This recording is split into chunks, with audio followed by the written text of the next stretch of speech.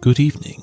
It's 11:30 at night, and you're listening to episode 29 of Weird Mind News, where you have a cavalcade of sweet selection of new releases, trailers, and all the news that we have for this week. So let's dive in and see what tasty treats we have in store this week. Oompa, loompa, doompa-dee-doo. I've got a perfect puzzle for you. So we start off this week with the film that will bring us a world of pure imagination as we delve into the origin of the famous Roald Dahl chocolatier of Wonka. Now this new film will follow a young Willy Wonka, and this played by Timothy Chalamet, as he pursues his dream of becoming a world famous candy and chocolate maker, and make it his effort to open his first candy shop while also having to deal with the chocolate mafia, a group of wealthy candy and chocolate makers who corner the market with their craft at a very high price. With the help of a small man known as an Oompa Loompa named Lofty, who's played by Hugh Grant, he will show charm, creativity, and pure imagination to become the world famous candy maker we all know and love. Now, reception on this film has been very well received, with great praise going to the main performance, as well as its music, its songs, and charm. Yes, this is a musical as well, by the way, though some may be a little here and there with some of its story aspects, but you're gonna get that. And it's been labeled as a new holiday classic, so if you're looking for a sweet treat this holiday season, you can check it out now in cinemas. Now, question: what does The Dark Knight and Christmas have in common? Well, besides the often overlooked but very good Arkham Origins game, I'm talking about an all-new animated Batman film known as Merry Little Batman. This new film will see a young Damian Wayne donning the cape and cowl to protect his home of Wayne Manor from the dastardly rogues gallery that plan to steal from Wayne Manor and possibly Christmas as well when Bruce is away from Gotham. Essentially, DCU version of Home Alone. Now, reception for this film has been very strongly received for its story and its unique style of animation. If you want a little bit of a festive treat with the world's greatest detective, you can check it out now on Amazon Prime. Now, while it may be another 2 years before we see the continuing story of Jake Sully and his family of the Na'vi, do not have to wait too long to return to the world of Pandora, as we have an all-new game to explore that world itself with Avatar: Frontiers of Pandora. Now, in this game, you will take on the role of an orphan Na'vi who was taken, raised, and trained as a soldier with the RDA. And after waking up 15 years later after being put in cryo sleep, you will explore the western part of Pandora, a part of Pandora we have not seen in any of the movies, and gather up an army to fight back against those who took a good chunk of your life away from them. The reception on this game has been decently received for its visuals, the gameplay, and then for some aspects of the story, though some other parts of the story may be a little hit or miss. And some of the world itself seems a little empty from what I've been hearing, but you're gonna get that with most open world like Ubisoft games a bit now and again. But if you want to experience Pandora in your own form, you can do so now on PlayStation 5, Xbox Series X and S, and PC. Now, a little context on this next one. This was the most highly wishlist game on Steam. It got a few announcements, got multiple delays, but after thinking this was going to be a cash grab game, it's finally come out in all new form with The Day Before. Now, this is a new open world MMO. Will have you play as a survivor during an apocalypse, and exploring, crafting, and finding a way through a desolate wasteland to find survivors, having built a community, and to fight back against those that have turned. Now, reception of this game has been mixed to very well panned, as mainly due to the severe crashing and rough frame rate, as well as a case of just feeling very much like a cash grab scam kind of thing. It felt like it for a while, but there could be some potential, who knows, down the line, but it's hard to say. But if you want to check it out for yourself, it's now available in early access on Steam PC. And finally for this week, way cracking new game, Gromit, as everyone's favourite cheese-loving inventor and his canine companion are back in an all-new VR experience with Wallace and Gromit: The Grand Getaway. In this new VR experience, you will join the duo on an all-new cosmic adventure to explore vast planets in a very odd, strange new form of a golf game after a mishap sends them to the cosmos. The reception of this game has been decently received, and if you want to try it out for yourself, it is now available on the MetaQuest VRs. And with that, that's all of the new releases that came out this week. Master Chief, you mind telling me what you're doing in that Snuggie? Sir, going blanky mode. The first trailer, do I even really need to explain it? Because after years of waiting, anticipation, theorizing, everything, we have our first look at the next entry in the Grand Theft Auto series with GTA 6. Now, this trailer is more of what you will see and experience in this new game, where you will take on the new protagonist of Lucia, the first playable female character from a Rockstar game, I believe, and Jason, as you take on a Bonnie and Clyde story as you return to the vast land of Vice City and experience the expansive locale of Leonida. Basically, Florida. Now, visually, it looks stunning and fantastic, and it was less than 24 hours before people called this game being woke, because basically rumors go around that the main film lead is transgender, and also the case that the game is just full of people of color. And I'm like, you were fine playing with Franklin and Lamar and all other ones, and yet this is a bit too far.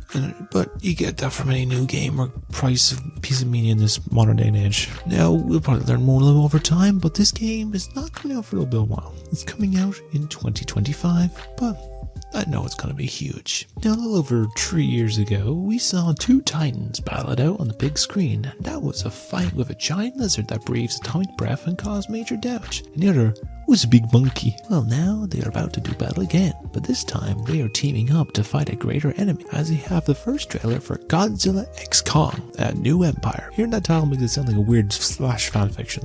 And this new film will see Godzilla and Kong reunite and team up to stop a much greater threat that could destroy the hollow earth and the surface above, and they must stop it at all costs. Now, I enjoyed the last one, and this one looks pretty great so far, and hopefully it will take a page out of the new Godzilla movie that's coming out next week, which I'll talk about more then, and the new Monarch series, and turn out great. Most are questioning why Zilla has pink breath now, but you know, maybe he's everything, or he's just cat, who knows.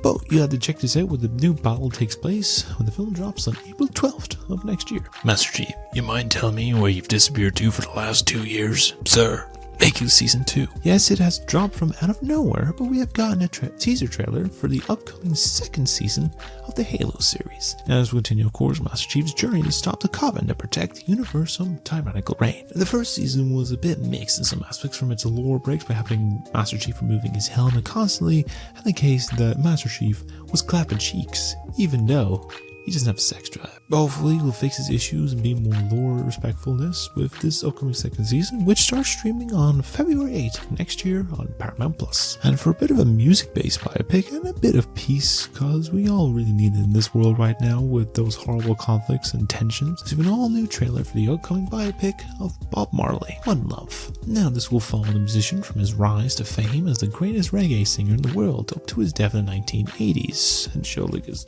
one of his most famous concerts as well. It does look like it could be a great watch, and Kingsley Ben-Adir playing and does have the look and feel down of Bob Marley, and we'll see how this turns out when the film releases on February 16th of next year. And now for some of the trailers from the Game Awards that I want to throw in here. There's at least 3. So our first one is actually appealed to me when it came in the form of an all-new game from creative game maker Hideo Kojima, known as OD, or Overdose. Now, not much is known from this game, but it is going to be some all-new form media as both game and movie. But it isn't just Kojima on his own, as horror director and comedian Jordan Peele is also involved in some form with the creation, as other creative minds yet to be unveiled, besides the performance of Sophia Lillis, Hunter Schafer, and Udo Kier in the performance roles of the game. We will learn more when releases on Xbox and PC, and in most case PS5, sometime soon. Now, a game I initially thought was the third title in the Evolution series, we're going back to Isla Dubar, to land where dinosaurs roam, for an all-new title of Jurassic Park Survival. This new title will have you play as Dr. Maya Josie and take place a day after the events of Jurassic Park. You try and survive in the remains of the park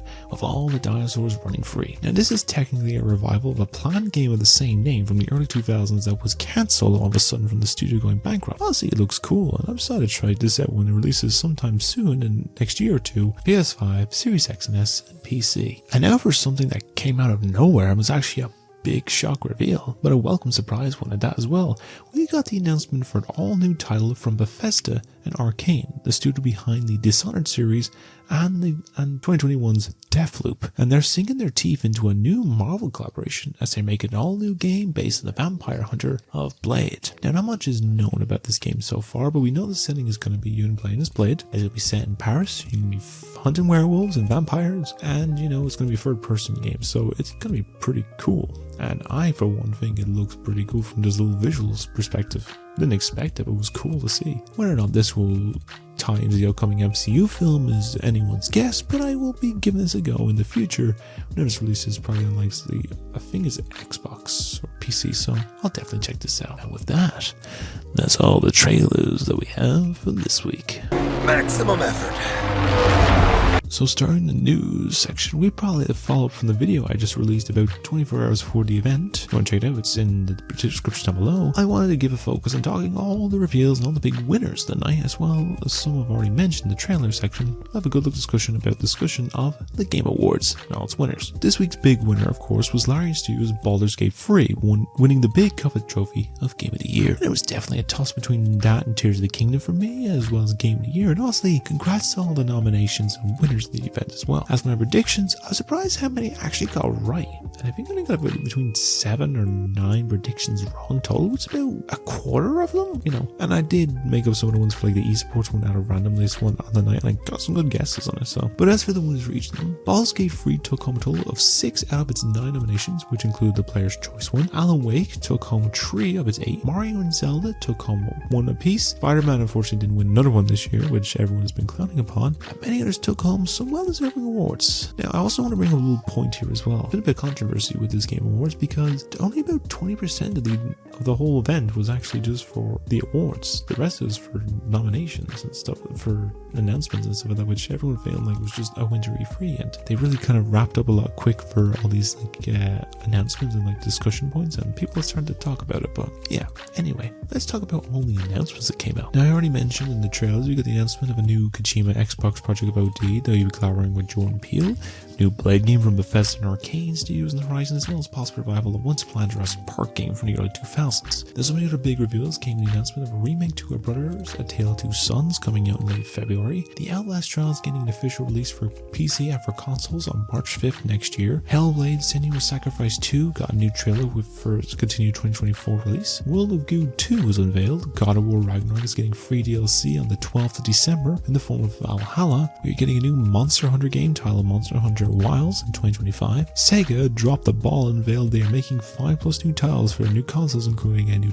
Crazy Taxi, Jet Set Radio, as well as Golden Axe, Shinobi, and Streets of Rage. No Man's Sky developers showed what they come in their flagship game, and the announcement of their new title of Light No Fire. Some new DLC for Final Fantasy 16. The rumored date for Skull and Bones was confirmed to be true, releasing on February 16th next year. Life is Strange developers unveiled their new title of Lost Records, Bloom and Rage, and there's so much to show off and unveil at the Game Awards. I feel I need to give it all its own separate video to talk about the Game Awards, to discuss everything. But yeah, I think it was another great year of announcement, and well done to all the nominees and winners this year. But what are your thoughts on all the winners and announcements of the events, and were you surprised by some of the others? I know I was 1 or 2 myself from the wins and stuff, and which announcements are you the most excited for? Let me know all your thoughts and opinions down below. Let's discuss them, like we brought up in that possible future episode if I make it, but who knows. Now, in some other big unveilment news, HBO Max dropped this little sizzle reel of what we can expect coming onto our screens over the next few years and beyond. And in 2025 with some of the big announcements from the short demo and confirmation of some other projects. So it starts with a new series based on True Detective with Night Country, which will start the year with a release in mid-January. We also saw some more new footage of The Regime, which will premiere sometime in the spring, and then it was followed up with some footage for the 2nd season of Ask the Dragon. Mainly it's just footage from the trailer we got last week, which confirmed last week's trailer is releasing in the summer. We've then shown also footage for the new black comedy of The Sympathizer, new look at the upcoming 3rd season of Industry, brief clips of the next season of Curb Your Enthusiasm, a new series based on Jared Carmichael, and a brief glimpse of some other new true story series, before it ends with a clip for the franchise, a new comedy series being created by Skyfall 1970 director Sam Mendes. We also got some new looks at some other stuff, including a new travel series with comedian Conan O'Brien, some brief looks at a new Pretty Little Liars series, and Tokyo Vice, and it wraps up the 2024 slate with a new look at The Penguin, a spin-off series based on the version played by Irish actor Colin Farrell from last year's Batman movie. And as for 2025, it's confirmed that we will be returning to the award-winning adaptation of The Last of Us for Season 2, the 3rd season for Euphoria will also be released at the same time, and Season 3 of Lotus. And with a confirmation of return to the town of Derry where everything floats, with a new prequel series based on Stephen King's novel of It, with Welcome to Derry, and most likely provide the origins of Pennywise the Clown. And whether or not Bill Skarsgård is also be involved is anyone's guess. But I would say, seems like quite packed 2 years for HBO originals. What are your thoughts on all of these? Are you excited for any of them? I know I'm very excited for Last of Us and House of Dragon, and I'm intrigued by that. It prequel? Well, let me know what you think of all down in the comments. Now, this next story is going to keep it brief, but we're talking about the live-action Disney films. I've known there's a lot of these films, and I should know, given that I'm doing a rewatch-a-thon of all of them as it is. One of them that basically has fair share fans of detractors that made a lot more sense of a different approach was how they tackled the live-action Sleeping Beauty films, as was not more based on Aurora, but rather on the famous villain of the series in the form of Maleficent. And the first film became a success and spawned an often forgotten about sequel that was okay. Then again, it came in a year when it was 4 other live-action movies, so people were getting a bit tired of them. But it looks like Angelina Jolie may be putting on the horns again. It has been confirmed that she's apparently returning as the evil sorceress herself for a third live-action Maleficent movie, which will appeal to many over time. Now, at the moment, we'll have to see when we can expect this film, as at the moment it's only confirmed she's back, but Jolie is a very busy woman for the next period of time, and most likely will follow on from the Lion King sequel, the Snow White, the Hercules movie, the Hunchback one, and whatever other ones are confirmed. But once any more does come up, I'll let you know in a future episode. What are your thoughts on all this, and are you excited for a further one of this? And what are your thoughts on the first 2 Maleficent films in general? I'd love to hear your thoughts, and I might even bring them up in the rewatch-a-thon if you do. And let me know what your thoughts and opinions are down below in the comments. And the last of our stories this week is really more on the basis of film and TV media and the form of leaks. Now, in this day and age, we kind of go to a point in time where some people may find out where a certain show or film is being made, and some people will find a way to snap a photo or two of some things that would have seen some big surprises for the release, and this is no exception for the next MCU film in the roster of Deadpool 3. Now, at the time of recording, there has only been 2 confirmed images, but publicly released by Ryan and Hugh. That is, of course, 2 of them suited up, and the most recent one that was introduced to us to the new character of Dogpool, as most of the other images and screen grabs were from people snapping photos of the shoot itself. Now, this has gotten a lot more annoying for the crew and cast ever since the end of the strikes, as more and more images have popped up online since then, possibly spoiling some big reveals. Ones, of course, I'm not going to show here or spoil because, it's worth a wait. Now, in retaliation, Ryan Reynolds has come out with a statement asking people to stop doing the leaks for their own accord, but seems to still persist. So in a revenge ploy, Ryan Reynolds, the man himself, and the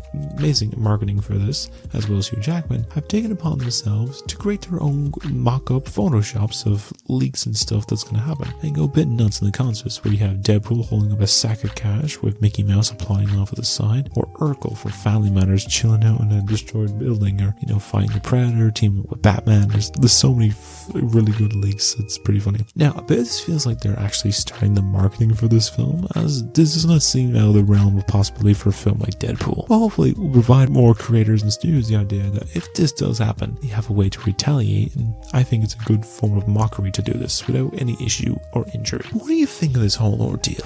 Do you think leaks were behind the scenes filming hurt a film or show in general, or do you think it's all a bit of good fun harm? Now, let me know what you think of it all down below in the comments. And with that, that's all the news that we have for this week. And with all that brings us to the end of episode 29 of Weird Mind Newsroom. And I hope you enjoyed listening to another little sultry episode. Now, a little update on some other stuff. I shall be returning and continuing back to my rewatch-a-thon after I gave a little break out of there this week just to focus on that Game Awards video. If you want to check out what I got right and predicted wrong, you can actually check it down in the link description of finding out why I did. I appeal all the views and stuff. I appreciate everything. Other stuff. Besides the rewatch-a-thon, I'm going to try at least work on maybe a review or 2 or something like that. I'm going to figure out how to method make something unique for a Christmas one that's going to have involving rhyme or something, but I'll figure it out when I get closer to it. So I'll figure it this week and do it closer to try and get it out by Christmas Eve, maybe Christmas Day.